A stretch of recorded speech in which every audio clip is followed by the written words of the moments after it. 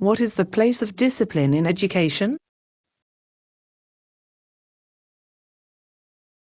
I should say none. Just a minute, I will explain it further. What is the purpose of discipline? What do you mean by discipline? You, being the teacher, when you discipline, what happens?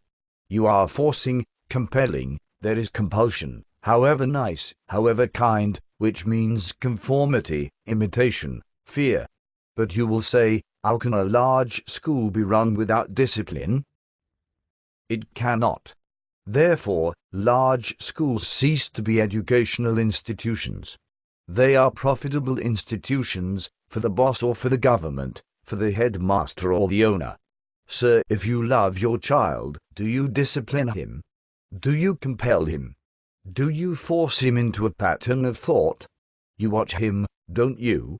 You try to understand him, you try to discover what are the motives, the urges, the drives, that are behind what he does, and by understanding him, you bring about the right environment, the right amount of sleep, the right food, the right amount of play. All that is implied when you love a child, but we don't love children, because we have no love in our own hearts. We just breed children. And naturally, when you have many, you must discipline them, and discipline becomes an easy way out of the difficulty. After all, discipline means resistance. You create resistance against that which you are disciplining. Do you think resistance will bring about understanding, thought, affection?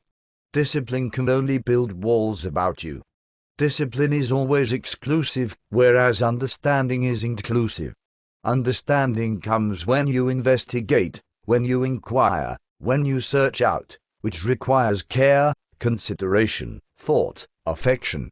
In a large school, such things are not possible, but only in a small school. But small schools are not profitable to the private owner or to the government, and since you, who are responsible for the government, are not really interested in your children, what does it matter?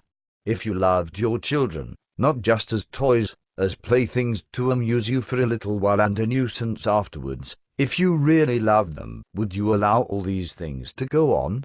Wouldn't you want to know what they eat, where they sleep, what they do all day long, whether they are beaten, whether they are crushed, whether they are destroyed? But this would mean an inquiry, consideration for others, whether for your own child or your neighbor's, and you have no consideration, either for your children, or for your wife or husband. So, the matter lies in your hands, sirs, not in the hands of any government or system.